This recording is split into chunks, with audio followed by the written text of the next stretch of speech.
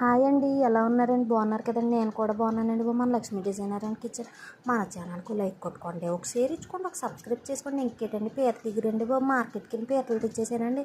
శుభ్రం చేసి ఉప్పు కారం వేసేసుకొని పక్కన పెట్టేసుకున్నానండి. ముందుగా కోసెట్టేసుకున్నానండి బాబు, పీతలు పాడైపోతాయని. తర్వాత ఇంకేముందండి, పొయ్యి మీద పెనం పెట్టేసుకొని అన్నీ వేసేసుకొని వేపేసుకున్నానండి బాబు. ఇంకేముందండి, ఉప్పు వేసేసుకొని మగ్గించేసామనుకోండి భలే మగ్గిపోతాయండి బాబు. మూత పెట్టేసుకొని ఒక 5 నిమిషాలు తీసేద్దామండి బాబు. ఇంకేముందండి బాబు, దుమ్ములు అసలు మెత్తగా అయిపోతున్నాయి అంటున్నారు, అందుకే పీతల కూర కూడా తినండి బాబు. వారానికి 2 సార్లు తినండి. ఇంకేముందండి, అల్లం పేస్ట్ వేసి వేపేసుకున్నాం కదా, టమాటాలు కూడా వేసేసుకొని వేపేసుకుందాం.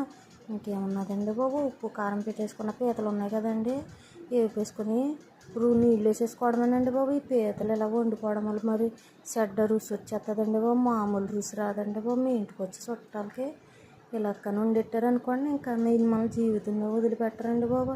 చూడండి, కొత్త కొత్త కొత్త కొత్త